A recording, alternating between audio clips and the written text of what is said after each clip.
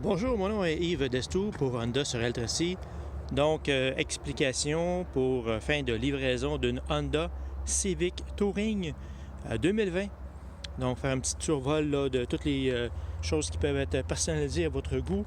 Pour commencer par l'extérieur, en fait, deux choses. Un, il y a le capteur millimétrique qui est juste ici pour détecter les véhicules à l'avant, pour que le régulateur s'ajuste tout seul ou freinage d'urgence.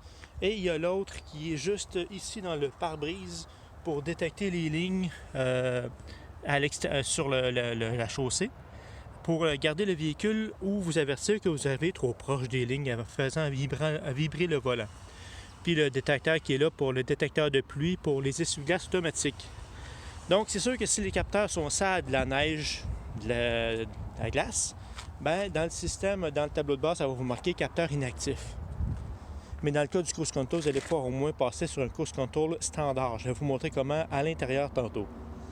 Donc, les barrures de roue vont être installées la plupart du temps, juste comme ça. Et le petit sac noir qui est dans le coffre à gants va vous permettre de les enlever là, tout simplement. Avec les manuels qui vont aussi dans le coffre à gants. Sinon, barrer, débarrer les portes. Assez simple. Barrer, pesez sur le bouton. Débarrer, mettez votre main. Il y a un réglage qui est personnalisable, on va vous le montrer dans le tableau de bord tantôt. Si vous mettez votre main du côté conducteur, donc vraiment celle-là, seulement, vous mettez votre main ici, soit votre porte peut débarrer ou toutes les portes peuvent débarrer quand vous allez mettre votre main. Ça, c'est ajustable dans les réglages du véhicule. Et aussi, le véhicule peut se verrouiller à l'éloignement, c'est-à-dire que vous fermez la porte, vous entendez un seul bip, vous vous éloignez d'environ 2 mètres, vous entendez un deuxième bip et le véhicule se verrouille automatiquement. Si vous fermez la porte et que vous entendez une série de bips, c'est pour vous dire que le véhicule ne verrouillera pas parce qu'il y a une porte qui est mal fermée ou il y a encore une clé qui est à l'intérieur ou, exemple, les systèmes comme la radio fonctionnent encore.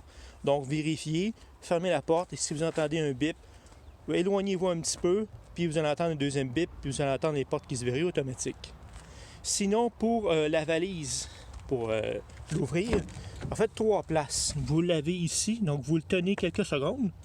S'il faut des petits coups, ça ne fonctionnera pas. Sinon, vous l'avez, attendez un peu, sur la clé.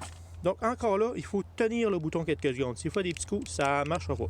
Fait que vous le tenez, il va débarrer.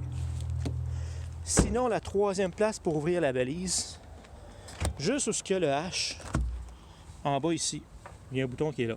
Fait que vous pèsez dessus tout simplement pour débarrer la valise. Vous avez une petite fonction tant qu'à avoir la manette dans la main. Barrer, débarrer, ce qui est standard. Le démarreur, un petit coup sur barrer et tenir le bouton. Ça qui est marqué Hold ici. Ces deux boutons-là en bas, il faut les tenir. Autant pour la valise que le démarreur. Je reviens, un petit coup sur barrer et on tient le bouton 4-5 secondes. Ça va faire partir le véhicule pendant 10 minutes, tout simplement. Et l'hiver, les éléments chauffants comme les rétroviseurs, le chauffage et le défrost à l'arrière, ça va s'activer automatiquement.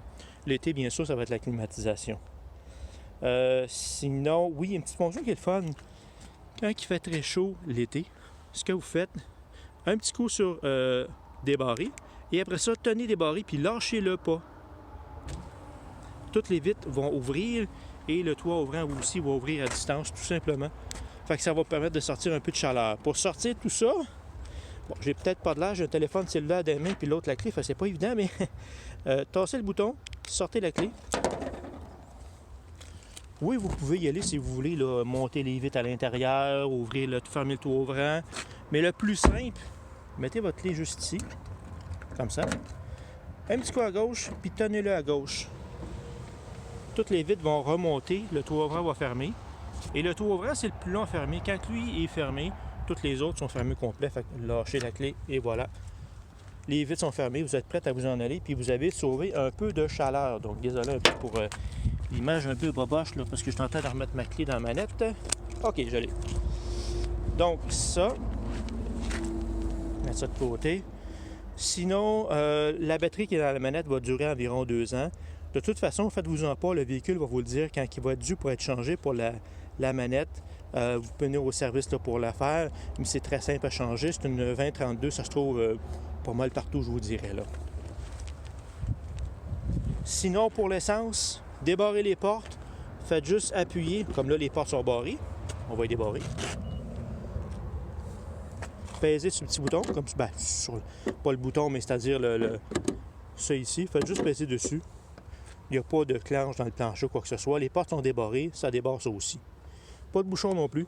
Donc, mettez l'essence régulière dedans, puis faites le plein tout simplement. Si jamais vous tombez en panne sèche, il va y avoir avec le spare qui est juste ici, il y a un petit entonnoir qui est juste là. Et tout le reste, le cric et tout, le spare.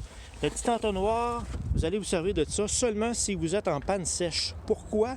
Parce que si vous prenez un bidon et qu'il y a des sillons aussi, ça va rester pris là-dedans. Fait que vous prenez ça, vu que c'est lisse, vous mettez de l'essence, mais encore là, seulement si vous êtes en panne sèche, il n'y a plus de gaz pantoute, ça ne marche plus. Sinon, vous allez à la station-service, vous n'avez pas besoin de ça, vous faites juste mettre le pistolet et faites le plein tout simplement. C'est seulement quand vous avez un pépin. Sinon, ben, les sièges, tant qu'à être dans la valise, 1 tiers, 2 tiers, faites juste tirer sa manette, descendre le siège, tout simplement.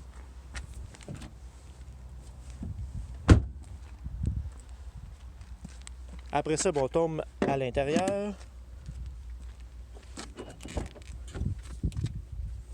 Donc, tout ce qui est standard, vitre arrière électrique, vitre avant, donc 2 intensités. Si vous pèsez un petit peu comme ça, c'est électrique manuel. Si vous pèsez franchement, ben, il va complètement descendre automatique.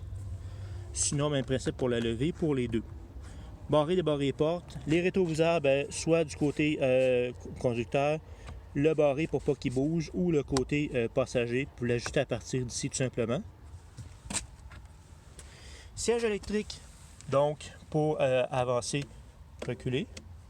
Ça ici, c'est pour le devant du siège, pour l'ajuster pour le devant des jambes.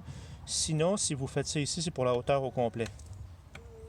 Ça, c'est pour le dossier, tout simplement.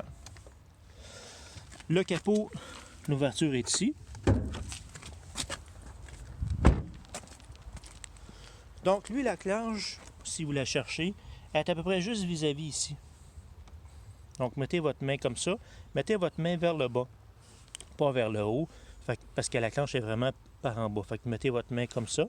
Vous allez le sentir, puis tassez un peu vers la droite. Fait que ça apparaît peut-être pas, mais encore là, j'ai rien qu'une main. OK. Fait que ça va aller juste ici, simplement pour le petit support. Lave-glace qui va aller là. Donc là, la livraison, le lave-glace va être plein, mais il y a quand même une bonne capacité, de 4,5 litres. Sinon, la jauge pour l'huile à moteur, c'est du 0,20, donc c'est seulement du synthétique qui rentre dans ce véhicule-là. Les intervalles d'entretien, environ à toutes les 8 à 12 000 km. Ça pourrait aller plus loin si vous faites plus d'autoroute, tout simplement, mais encore là, c'est le véhicule qui va vous le dire. Donc, les entretiens principaux au début, les changements d'huile moteur, nettoyer les freins, filtre à moteur, filtre à pollen. Au début, ça va être pas mal ça là, qui va être dû à faire sur le véhicule. Sinon, le reste, ça va être plus long. Style, huile à transmission ou autre, comme bougie, mais là, on parle encore beaucoup plus long. Là. Mais encore là, tout ça va être inscrit dans le tableau de bord du véhicule. Ce qui ne sera pas dit, c'est l'épaisseur des freins et l'épaisseur des pneus. Mais encore là, votre conseiller va voir à ce que soit dit là, quand vous allez venir tout simplement faire vos entretiens. Il n'y a pas de problème avec ça. Et vous pouvez aussi, en passant, petit bémol qui peut être intéressant, vous pouvez prendre vos rendez-vous en ligne. Ça aussi, c'est bien, hondasuraltracier.com. Ou si, bien sûr, 450-742-5622 pour les entretiens, ça va de soi.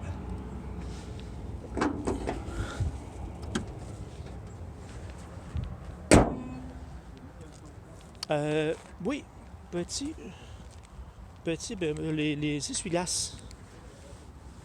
Changez pas tout ça au complet. Vous pouvez, si vous voulez, seulement changer la lame. Regardez, tout ce que j'ai à faire, c'est pousser un peu dessus, puis la sortir. Je change juste avec ça ici. C'est ça qui vont changer, qui coûte beaucoup moins cher que de changer le kit au complet, parce que ça, c'est un 4 saisons.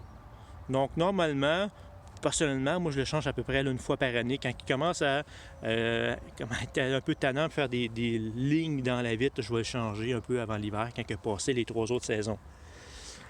Si vous le faites vous-même, petit conseil, commandez-le au département des pièces parce que ça se commande seulement chez Honda. Gardez-le dans la valise ou au cabanon, puis vous allez toujours être prête pour le changer. Sinon, si vous le faites faire, demandez-le avec vos changements d'huile, c'est pas un problème. Fait que, si on continue à l'intérieur, vous avez les 3 boutons qui sont ici à côté de la porte. Celui-là, c'est atténuation de risque de collision. En bref, ça veut dire que si il voit que vous arrivez trop vite vers un véhicule en avant, dans le centre, juste ici, il y a un corps orange qui va marquer « Brake » en gros. Si vous ne faites rien, lui, il va freiner lui-même autant que possible pour éviter l'accident, tout simplement. Vous pouvez désactiver le système, vous tenez le bouton quelques secondes. Il y a un témoin orange qui va apparaître dans le bas du tableau, à peu près ici, du même symbole que ça, juste pour dire que le système est désactivé. Par contre, il va se réactiver quand vous allez faire repartir le véhicule de nouveau, tout simplement. L'antipatinage pour le désactiver, si vous êtes mal pris, exemple dans la neige. Et celui-là ici, c'est atténuation de départ de route. Si vous pèsez un petit coup, contrairement à ces deux-là qu'il faut tenir, donc un petit coup, la lumière allume ou éteint. Ce que ça fait, c'est que si vous arrivez, comme le véhicule le montre, trop proche des lignes, il va faire vibrer le volant. Il va penser que vous êtes distrait, tout simplement. Puis si vous voulez désactiver, vous l'enlevez. Vous avez les phares automatiques qui sont juste ici. Donc, la plupart du temps, vous le laissez automatique. Il va gérer les phares de jour, de soir et les autres. Ça veut dire que vous arrivez le soir, les phares de soir vont allumer, bien évidemment. Et après un certain temps, si vous croisez personne ou que vous n'êtes pas trop proche de quelqu'un, les phares, les hautes, vont s'allumer automatiquement le soir. Puis si vous recroisez quelqu'un ou vous arrivez trop proche de quelqu'un, automatiquement, les hautes vont s'enlever pour retomber au mode de soir. Puis si vous voulez les gérer manuellement, vous pouvez le faire aussi, bien entendu. Si vous voulez enlever le mode automatique, autrement dit, pour pas que les phares de soir, les hautes, s'allument automatiquement, donc les hautes, vous allez voir à un moment donné, ça va marquer, on va vous le mettre comme ça. Ça va être qu'est-ce qui est en mode de soir. À un moment donné, ça va faire ça ici, pour vous indiquer qu'effectivement, il est tombé sur les hautes tout seul. Là, il y a une icône qui manque, qui normalement serait à peu près là, ça aurait marqué A pour automatique entre les phares de soir et les hautes. Si vous voulez enlever ça, attendez que le A automatique s'active et que les hautes s'allument. Et vous faites tout simplement comme ceci, un appel de phare. Ce que ça fait, c'est que ça va enlever le petit A vert automatique et que vous allez tomber en mode de soir uniquement. Vous allez devoir vous-même les faire, l'enlever puis le remettre. Le laisser comme ça tout simplement si vous voulez avoir les hautes. Puis encore là, même principe, vous voulez les réactiver en mode automatique. Attendez le soir, quand les phares allument comme ça, faites un petit appel de phare, comme ça. Et le A vert va se réactiver pour réactiver le système. C'est à essayer, tout simplement, c'est selon votre goût. Puis celui-là, les phares anti-brouillard, si vous voulez les avoir ou pas. Par contre, l'idéal, si vous voulez les mettre en mode on, comme ça, puis vous le mettez automatique, c'est seulement le soir que les phares anti-brouillard vont s'allumer pour le jour. Donc, ça n'achale personne, c'est trop bas, puis ça éclaire un peu plus. C'est une bonne chose.